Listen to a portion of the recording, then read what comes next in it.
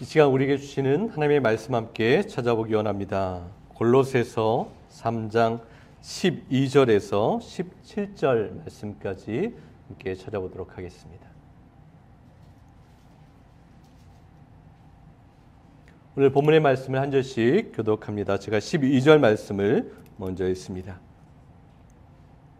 그러므로 너희는 하나님이 택하사 거룩하고 사랑받는 자처럼 긍휼과 자비와 겸손과 온유와 오래 참음을 옷 입고 누가 누구에게 불만이 있거든 서로 용납하여 피차 용서하되 주께서 너희를 용서하신 것 같이 너희도 그리하고 이 모든 것 위에 사랑을 더하라.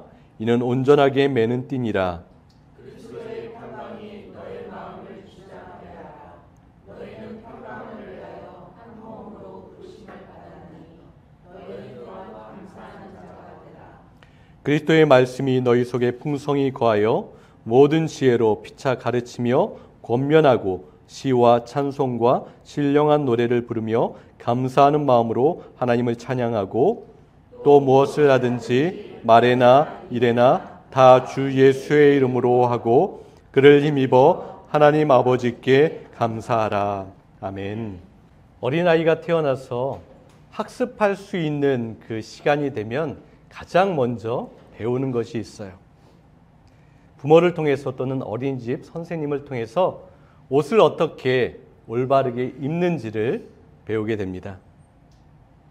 상의를 입을 때는 머리를 먼저 놓고 한쪽 팔을 하나씩 끼워서 옷을 제대로 입는 것이죠. 또 단추가 있는 옷은 하나씩 순서대로 단추를 잘 채우는 것을 배우게 됩니다. 하의를 입을 때는 한쪽 발을 먼저 집어넣고 다른 쪽 발을 또 집어넣게 되는 거예요. 그리고 허리까지 바지를 다 올리고 단추를 잠그고 벨트를 묶는 것, 그렇게 옷을 입는 것을 배우게 됩니다.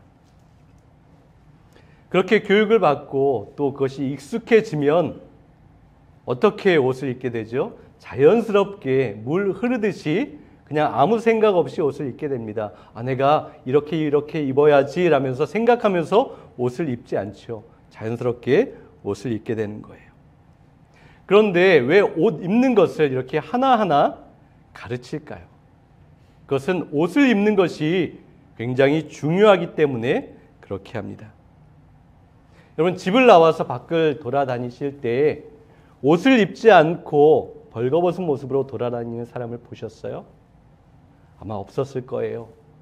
모든 사람이 다 옷을 입고 정갈한 모습으로 그렇게 밖에 나오게 되는 거예요.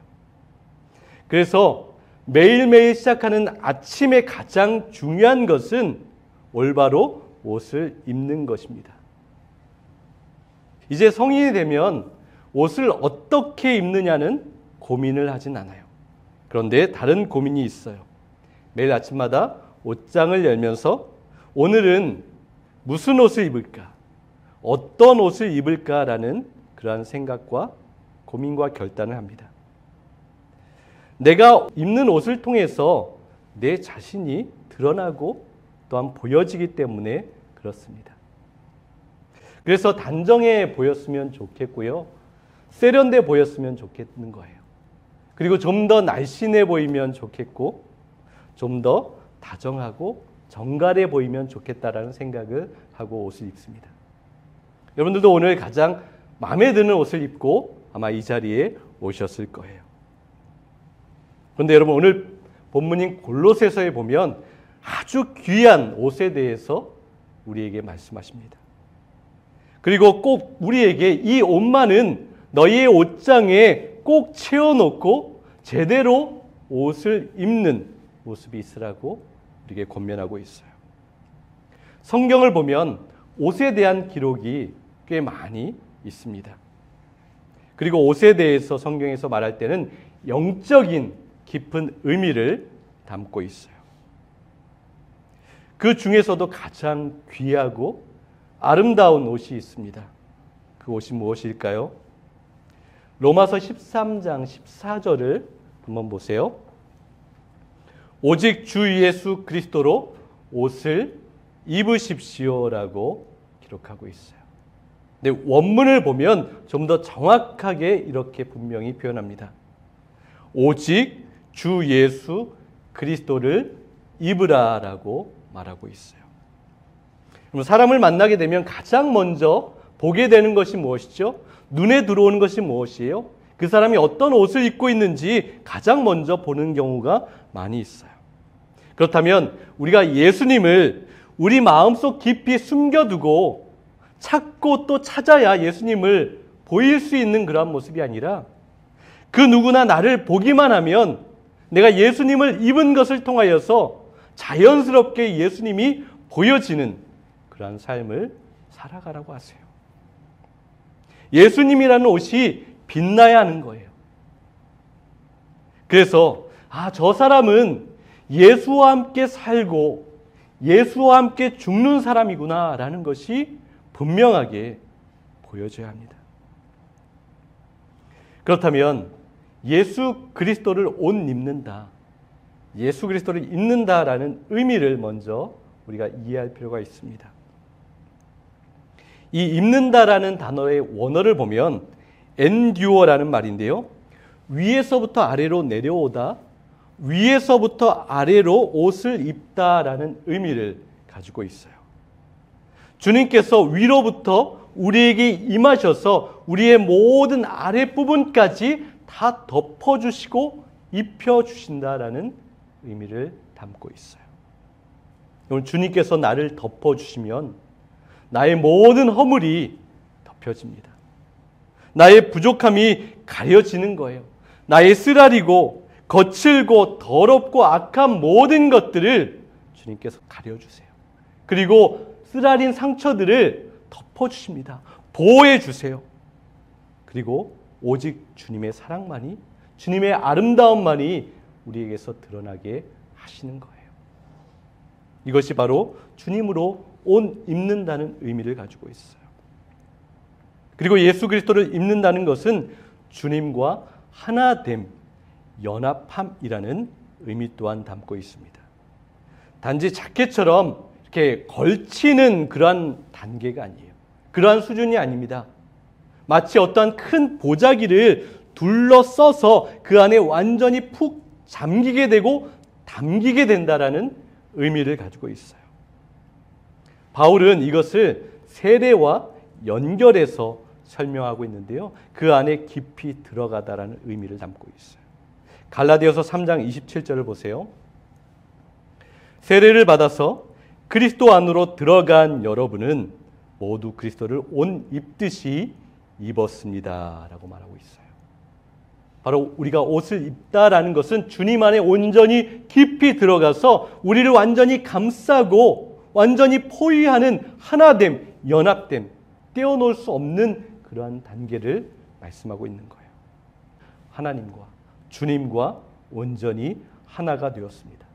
그래서 세상을 따라 살아갈 수 없어요. 주님을 버리고 주님을 떠나서 세상을 쫓아갈 수 없다라고 하십니다. 주님께서 싫어하시는 것을 그렇게 따라갈 수 없어요.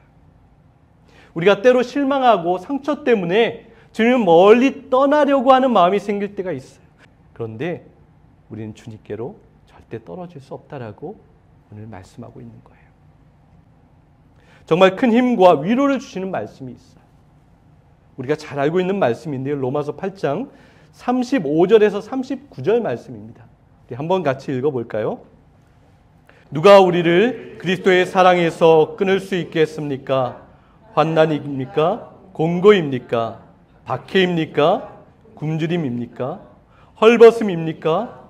위협입니까? 또는 칼입니까? 성경에 기록한 바 우리는 종일 주님을 위하여 죽임을 당합니다. 우리는 도살당할 양과 같이 여김을 받았습니다. 한 것과 같습니다. 그러나 우리는 이 모든 일에서 우리를 사랑하여 주신 그분을 힘입어서 이기고도 남습니다.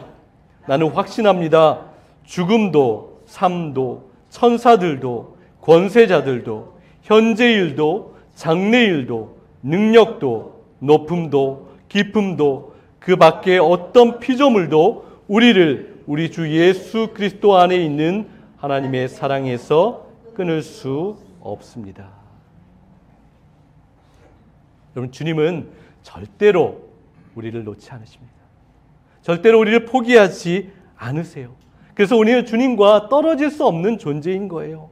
그래서 주님께서 또한 성경에서 우리에게 말씀하세요. 주님께서 우리를 놓지 아니하시는 것처럼 우리도 주님 앞에 온전히 붙어있는 그런 믿음의 사람이 되려고 합니다. 너희는 주님께로 절대 떨어지지 않고 끝까지 붙어있는 믿음을 소유하라고 그렇게 권면합니다. 그러한 믿음이 우리에게 있어야 하는 거예요. 때로 나에게 일어나는 상황이 이해가 되지 않을 때가 있습니다. 고난일 때가 있어요. 어려움일 때가 있어요. 그때에도 주님을 밀어내거나 주님 앞에 원망하지 않는 그러한 믿음이 있어야 합니다.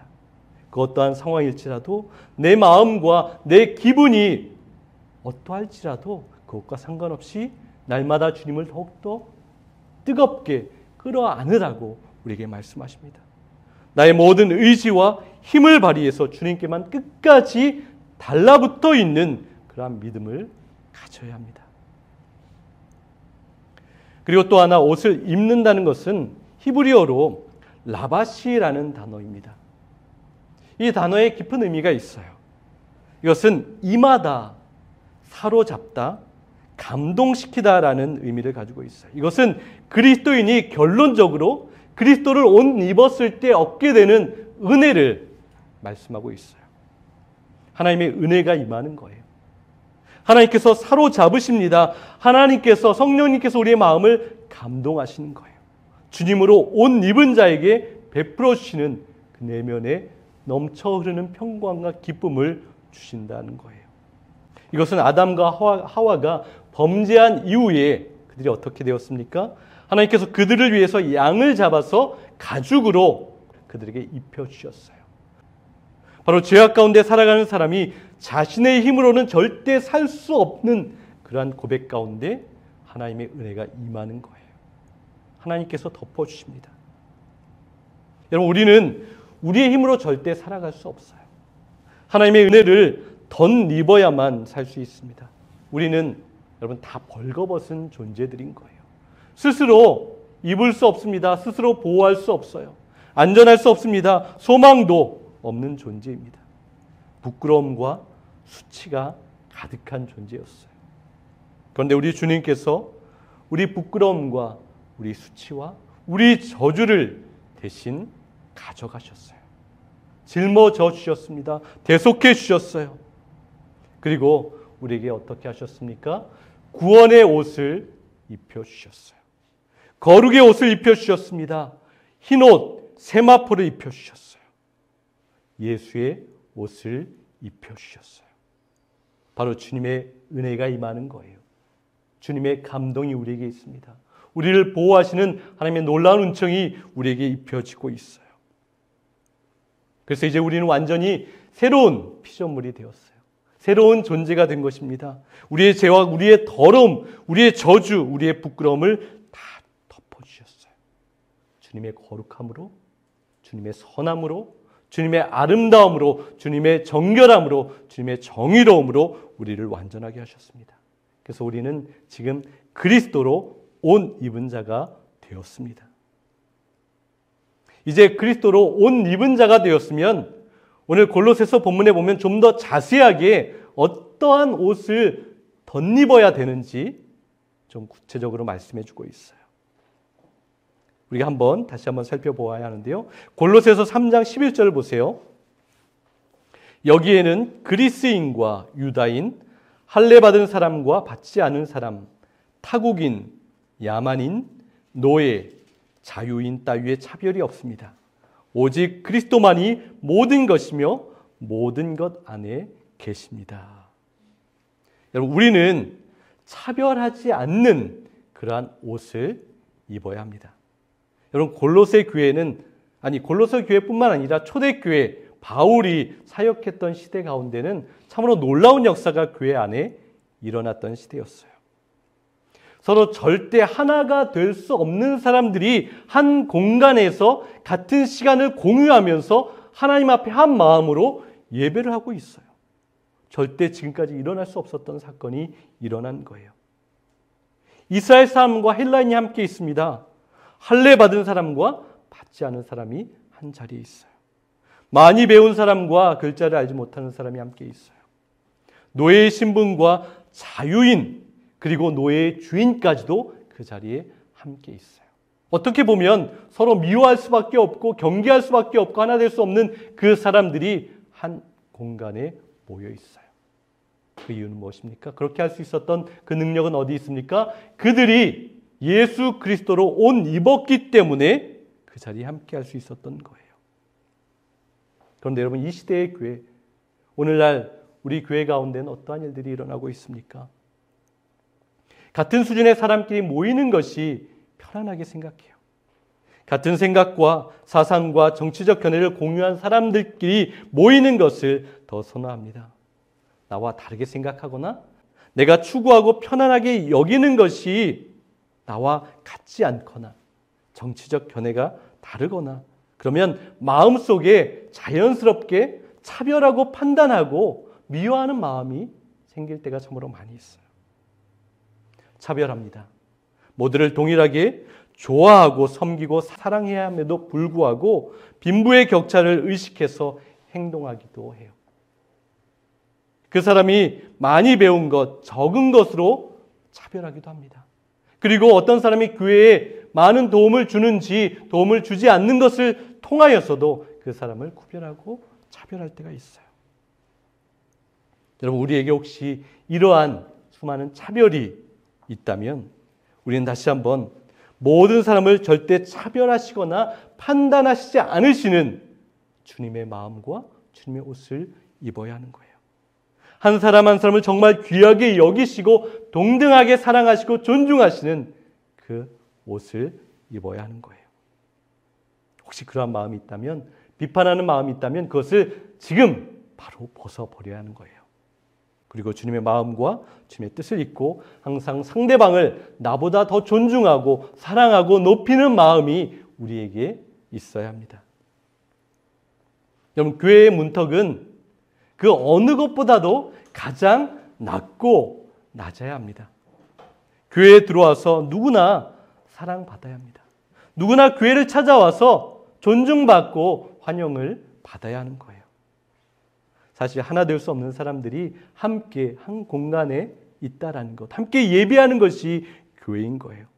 서로 생각이 달라도, 취향이 달라도, 선호하는 것이 달라도, 내 마음에 편한 것이 달라도 함께 하나 될 수 있는 것이 교회의 능력이고 그리스도의 보혈의 능력이라고 하십니다. 13절과 14절 한번 보세요. 누가 누구에게 불평한 일이 있더라도 서로 용납하여 주고 서로 용서하여 주십시오. 주님께서 여러분을 용서하신 것과 같이 여러분도 서로 용서하십시오. 이 모든 것 위에 사랑을 더하십시오. 사랑은 완전하게 묶는 띠입니다. 라고 말하고 있어요. 여러분, 서로에게 불만이 있을 수 있습니다. 불평이 있을 수 있어요. 그런데 뭐라고 말씀하시죠? 서로 용납하고 서로 용서하고 사랑으로 하나 되라고 말씀하고 있어요. 여기서 서로라는 것이 중요합니다. 나 혼자 하는 것이 아니라 나와 믿음의 공동체, 그 사람이 함께하는 거예요. 그런데 이 서로의 비밀은 무엇입니까? 내가 먼저 하는 거예요. 그럴 때 서로 용납하고 용서하고 하나 될 수 있는 능력이 우리 가운데 일어나게 됩니다. 차별 없는 사랑의 마음이 우리를 하나 되게 하시는 거예요. 사랑이 그리스도 안에서 완전하게 묶어주십니다. 그리스도를 옷 입은 자로서 사랑의 옷을 입고 사랑을 펼치는 그런 모습이 있어야 합니다. 계속해서 우리가 날마다 입어야 하는 옷을 말씀하시죠. 12절을 한번 보세요. 한번 같이 읽어볼까요? 그러므로 여러분은 하나님의 택하심을 입은 거룩한 사람답게 동정심과 친절함과 겸손함과 온유함과 오래 참음을 옷 입듯이 입으십시오. 정말 귀한 옷을 우리에게 말씀하고 있어요. 우리는 하나님의 택하심을 받은 거룩한 사람이라고 말씀하십니다. 하나님의 사랑을 한없이 받았고 계속해서 받고 있다라고 하세요. 그래서 우리는 거룩한 사람이 되었어요. 그러면 이제 너희는 이러한 거룩한 옷들을 입고 살아가야 한다라고 말씀하십니다. 그 옷이 무엇입니까? 동정심의 옷을 입어야 한다라고 말씀하세요. 다른 번역을 보면 이렇게 표현하고 있어요. 따뜻한 동정심, 불쌍히 여기는 마음, 너그러운 마음으로 번역하고 있어요. 아파하는 사람, 힘들어하는 사람, 어려움 가운데 신음하는 사람, 우리 주위에 날마다 만나게 됩니다. 하나님께서 그들을 우리에게 보여주시고 만나게 하는 이유가 있어요. 바로 이러한 옷을 입으라고 우리에게 말씀하고 있는 거예요. 이러한 누군가를 마주치게 될 때 따뜻한 동정심의 옷을 입으라고 하십니다. 주님의 손과 발이 되라고 우리에게 말씀하고 있어요. 며칠 전에 고집사님께서 교회 카톡방에 메시지를 하나 올리셨죠. 집사님 가게에 항상 아빠와 어린 아이가 가게를 방문하는데 추운 날씨에도 그 아이가 항상 올 때 보면 얇은 옷을 입고 오는 것이 보이셨다고 합니다. 그 아이를 보면서 집사님의 마음에 좀 돕고 싶은 선한 마음이 있으셨어요. 그런데 무례함일 수도 있어서 아버지한테 혹시 우리 아이가 입는 깨끗한 옷이 있는데 아이에게 선물해도 좋겠냐라고 조심스럽게 물으셨어요. 그랬더니 그 아버지가 굉장히 좋아하시면서 며칠 후에 오겠다라고 그렇게 약속을 했습니다.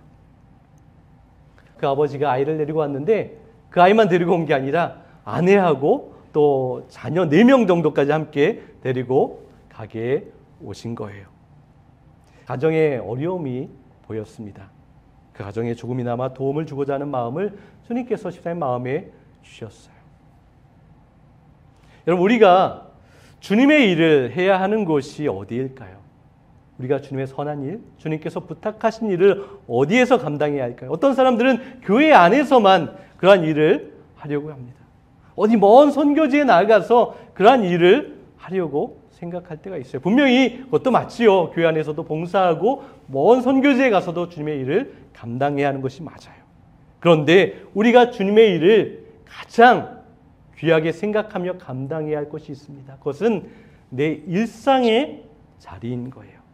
내 가게이고요. 내 직장이고요. 내가 다니는 학교이고요. 내가 매일매일 만나는 모든 사람들에게 바로 하나님의 사랑을 가지고 하나님의 일을 감당하는 곳이 그곳이라고 우리에게 말씀하십니다.